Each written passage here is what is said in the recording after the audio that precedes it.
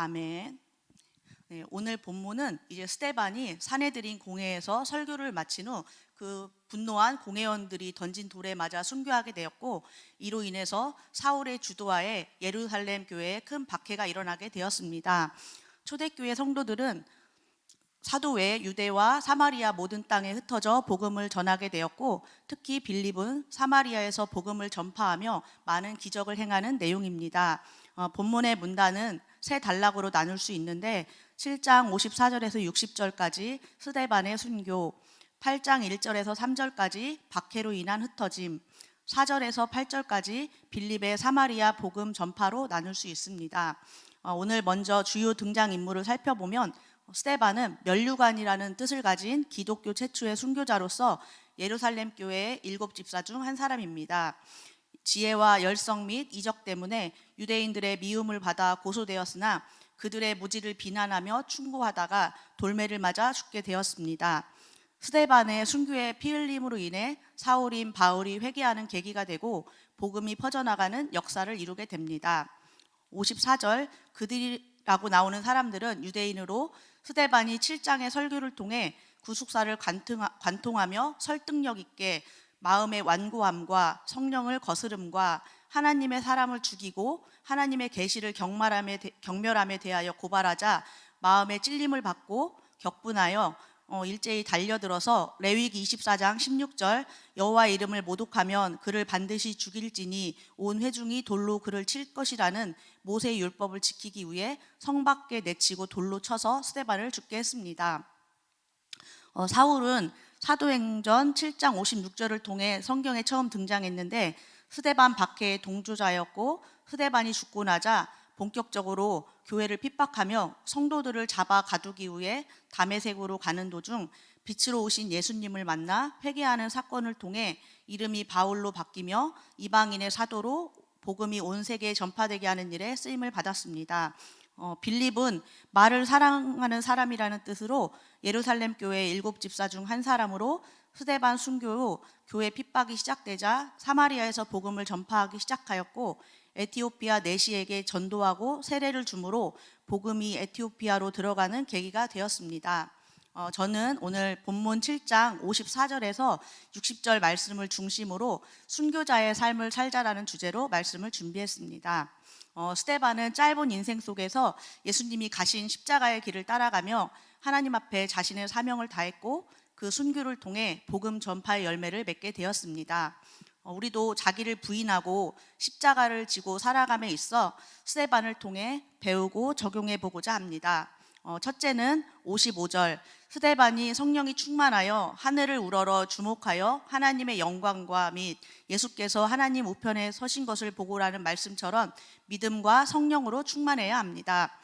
초대교회가 예수님의 말씀대로 약속하신 성령을 기다리며 간절히 기도했을 때 오순절날 임한 성령을 통해 시작되었듯 스데반도 성령을 받음으로 능력이 나타났습니다. 스데반이 7집사 중 한 명으로 뽑힐 수 있었던 것도 믿음과 성령이 충만하였기 때문이고, 집사로서 사역을 감당할 때도 은혜와 권능이 충만했기에 큰 기사와 표적을 민간에 행할 수 있었습니다. 공회에 섰을 때 눈치 보지 않고 담대함으로 말씀을 선포하고 마음에 찔림을 줄 수 있었던 것도, 죽음 앞에서 돌로 친 자를 용서하고 평안함으로 자듯이 순교한 것도 단순한 용기가 아닌 성령 충만한 믿음에서 비롯된 확신입니다. 오늘 우리 삶에서도 사도행전 1장 8절 말씀처럼 동일하게 역사하시는 주님을 믿고 성령 충만함 받아 현장에 그 능력을 나타내는 삶을 살기에 집중해야 합니다. 무슨 일을 하기 전에 먼저 기도를 통하여 성령 받기를 힘쓰고 나가야 합니다. 예수님도 기도 외에는 이런 유가 나갈 수 없다고 하셨고, 사도들도 오직 전혀 기도에 힘썼다는 말씀처럼 나의 연약함, 상처, 영적 문제, 관계 문제 등을 초월할 수 있고, 또 사소하고 얽매이기 쉬운 죄를 짓게 하고 시험 들게 해서 응답받지 못하게 하는 마귀의 관계에 속지 않고 이길 수 있습니다. 사역 가운데서도 성령 충만해야 성령의 음성을 듣고 영안이 열려서 시간표에 맞는 해답과 복음 해석을 해줄 수 있고 영혼이 살아나고 변화되어지는 성령의 역사를 체험할 수 있습니다. 성령 충만함이 떨어지면 이제 사역이 부담스럽고 이제 한계에 부딪히며 사역 대상자에게 문제가 생겼을 때 나의 의와 인본주의가 나가며 자책과 형벌의식으로 낙심 가운데 빠지기도 합니다. 범사의 주님을 인정하며 임마누엘을 누림에 집중할 때 지혜와 힘을 주셔서 치우침 없이 가정, 직장, 교회 사역을 균형 있게 감당할 수 있습니다. 내가 복음의 반석 위에 세워져 영권을 통하여 가정과 가문에 복음의 영향력을 끼치며 다른 사람들의 눈치 보지 않고 하나님의 말씀을 담대하게 전할 수 있게 되는 것입니다. 두 번째는 59절에 그들이 돌로 스데반을 치니 스데반이 부르짖어 이르되 주 예수여 내 영혼을 받으시옵소서 말씀처럼 주를 위해 받는 고난을 피하지 않아야 합니다. 스데반은 복음을 증거하는 데 집중하는 삶을 살았지만 그 결과는 고난받고 죽은 첫 순교자였습니다. 그럼에도 스데반은 죽으면 죽으리라는 마음으로 의를 위해 박해받음을 피하지 않고 천국의 면류관 받을 것을 확신하며 고난을 감당했습니다. 우리도 많은 고난을 당할 때 예수님만 바라봐야 고난을 이길 수 있습니다. 예수님이 당하신 고난은 잘 알고 계시듯이 십자가에서 죽으심으로 한 인간이 겪을 수 있는 가장 큰 육체적인 고통을 당하셨고 가장 극심한 정신적인 고통을 당하셨습니다. 가족과 친척에게 오해를 받으시고 사람들에게 수많은 비방과 모욕과 욕설을 받으셨으며 심지어 가장 가까운 12제자들에게도 버림받으셨습니다. 또한 가장 최고의 영적인 고통을 당하셨는데 하나님께 완전한 버림을 당하신 것입니다. 십자가에 달리시기 전날 밤 겟세마네 동산에서 심히 두려워 떠시며 땀방울이 핏방울 될 때까지 기도하신 것은 하나님의 진노의 잔을 마시는 것 때문이었습니다. 예수님이 이러한 고난을 받으신 것은 우리를 대신하여 받으신 것이고 고난받는 우리를 이해하시고 돕기 위해서입니다.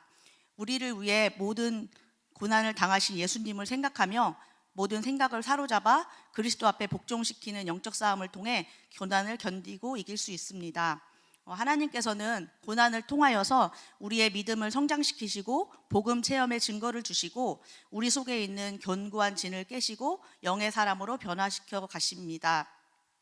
셋째, 60절 무릎을 꿇고 크게 불러 이르되 주여 이 죄를 그들에게 돌리지 마옵소서 이 말을 하고 자니라는 말씀처럼 용서하는 마음을 가져야 합니다. 스데반은 돌에 맞아 고통스러웠을 텐데 자기 고통을 없애달라는 기도가 아니라 자신을 돌로 친 자들을 위해 무릎 꿇고 기도하는 모습입니다. 예수님께서 십자가에서 아버지여 이들이 무엇을 하는지 모르니 용서해 주소서라고 기도하신 것처럼 돌을 던지는 자들을 용서하며 하나님의 사랑을 간절히 바랍니다. 우리가 살아가면서 눈물 나고 이제 아파하고 고통을 당하는 것이 사람 간의 관계에 매여서 용서하지 못하기 때문입니다. 사단은 이간자로 부부 사이, 부모와 자식, 성도, 친구, 사회관계 등에서 끊임없이 갈라놓으려 합니다. 복음을 모르면 사단의 종로로 타는 것은 당연하지만 복음 안에서도 영안을 열어서 보지 않으면 하나님의 일을 하다가도 매이고 시험 들고 불편한 관계로 외면하며 지내기도 합니다. 마음 가운데 우리에게 누군가 살짝 이렇게 매이는 마음이 들어왔을 때 나를 향하신 하나님의 뜻으로 받고 상대방을 축복하며 흑암이 더 이상 일하지 못하게 차단해야 합니다. 흑암은 나의 들보는 보지 못하고 상대방의 티는 잘 보이게 하는데 먼저 나의 내면을 점검하는 것이 우선입니다. 또 정말 나에게 큰 피해를 주었거나 상처를 주었더라도 용서해야 함은 나도 하나님 앞에서 반역자였고 죽어야만 하는 큰 죄인이었지만 예수님이 그 당시 반역자에게 내려지는 가장 끔찍한 처형 방식인 십자가형을 통해 화목제물 되신 것을 사실로 믿고 용서할 수 있는 마음을 주님께 구해야 합니다. 또 하늘에서 매이면 땅에서 또 매여서 기도 응답이 되지 않기 때문에 나를 위해서 용서해야 하는 것입니다.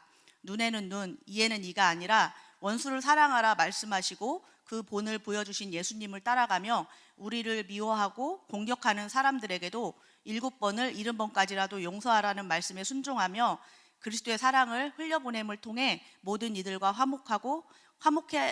화목하게 하는 은혜를 누리는 삶을 살아가야 합니다. 저는 이번 말씀을 준비하면서 제가 불신자였을 때부터 현재의 상황까지 돌아보면서 하나님의 크신 은혜와 성령께서 이끌어 주신 것들을 이제 묵상하며 되게 뭉클한 시간이었습니다. 저는 이제 그럴 수 있는 사람이 아닌데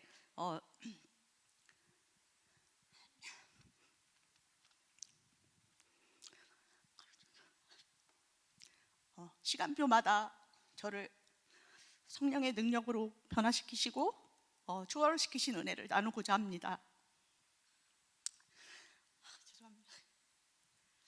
저는 30년 동안 이제 불신자로 살다가 이제 내면에 이제 갈급함 때문에 아파트에서 알고 지내던 이제 엄마를 따라서 이제 다른 교회에 이제 다니기 시작했는데 3개월 정도 만에 그 큰나무교회 다니던 집사님을 만나서 이제 2009년 1월에 이제 큰나무교회에 오게 되었습니다. 제가 겉으로는 되게 활발해 보여도 또 소심하고 율법과 외식과 체면이 많았습니다. 저의 영적 문제는 쇼핑 중독과 술, 그리고 성격이 조급하고 혈기도 있고 연년생 남매를 키우면서 짜증나라는 말을 이제 달고 사는 것이었습니다. 남에게 싫은 소리를 못 해가지고 그 착한 귀신이 있어서 또 거절받을 것에 대한 이제 두려움도 있어서 이제 제가 쇼핑 중독으로 미싱을 3대를 샀는데 이제 그거를 반품하겠다는 전화를 못 해가지고 다른 분이 이제 대신 해주시기도 하셨습니다. 그래서 교회에 이제 등록하고 나서 하나님은 이제 저에게 이제 일을 시작하셔서 모든 훈련과 시스템 등에 순종하며 쇼핑 중독은 자연스럽게 끊어졌고 술도 마시지 않게 되었습니다. 저는 눈도 이렇게 잘 마주치지 못했는데 하나님께서는 제가 사람 앞에 이렇게 서는 두려움을 깨시려 헌금위원과 전지학 반장으로 서게 하셔서 훈련시키셨습니다. 그 후 이제 신앙이 이제 성장해야지 되는데 그 처음 이제 목자님을 많이 의지하다 보니까 그 목자님이 답을 주는 대로 다 따라서 이제 행하면서 하나님을 잘 찾지도 이제 만나지도 못했습니다. 그런데 이제 하나님께서 그 집사님을 목포로 이제 멀리 이사를 보내시고 홀로서기를 시키셨습니다. 그러다가 이제 시댁의 제사 문제로 남편과 이제 다투었는데 남편은 저한테 이제 이혼을 하자고 했고 제 속에 이제 자아와 율법을 깨시는 작업을 시작하셨습니다. 남편이 완전히 이제 다른 사람으로 변해서 저한테 자존심 상하는 말을 하고 내가 너랑 사는 것은 애들 때문에 사는 거야. 20살 되면 이혼할 거야. 막 이제 이런 말을 하면서 되게 이제 냉정함으로 이제 대해서 이제 너무 변한 그 남편의 모습 때문에 힘들고 이제 저도 이제 이혼하고 싶었는데 제가 그러면 이제 하나님을 믿는 사람으로서 그 얼굴에 먹칠을 하는 것 같아서 이제 꾹 참고 이제 살았는데 그러다 보니까 이제 복음을 누림을 통해서 참는 게 아니라 저의 이제 의로 참다 보니까 이제 스트레스로 이제 얼굴에 이제 마비가 오고 이제 침을 맞기도 했습니다.